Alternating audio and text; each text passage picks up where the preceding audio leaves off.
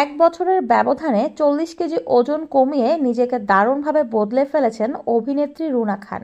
প্রতিনিয়ত ভক্তদের সামনে নতুনভাবে হাজির হচ্ছেন তিনি। কখনো সাহসী পোশাকে উত্তাপ ছড়াচ্ছেন এই অভিনেত্রী। নতুন বছর রুনা খান অভিনীত অসম ওয়েব ফিল্মের ট্রেলার প্রকাশ এসেছে, যেখানে তাকে একজন আইনজীবী হিসেবে দেখা গেছে। পাশাপাশি শোধ ও সিনেমা বক দা ফোনের শুটিং শেষ করেছেন এই অভিনেত্রী। সম্প্রতি এক সাক্ষাৎকারে ওজন কমানোর বিষয়ে রুনা খান বলেন, ওজন কমানো সম্পর্কে সময়ের আলোচিত এই অভিনেত্রী বলেন, আমি ঘরের ভেতর 1 ঘন্টা হেঁটে, ঘুমাতে গিয়ে বিছানায় 1 ঘন্টা ইয়োগা করে ইন্দিরা রোডের 1700 স্কোয়ার ফিটের একটা ফ্ল্যাটে 1 বছরে 40 কেজি ওজন কমিয়েছি। এটা খুব সহজ বিষয় না। 40 কেজি ওজন প্রাকৃতিক উপায়ে কমানো খুব সহজ বিষয় না। আমি দেশ বিদেশ থেকে অসংখ্য ফোন পেয়েছি। তারা বলেন, আপু ওজন কমাতে চাই, টিপস দেন।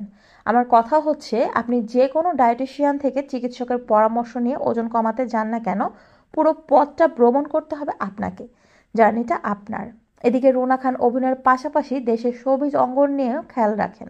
যেমন জায়েদ খান কি করছেন, শাকিব খানের বিষয়ে অভিমত, এসবের সাবলীল উত্তর দিয়েছেন তিনি।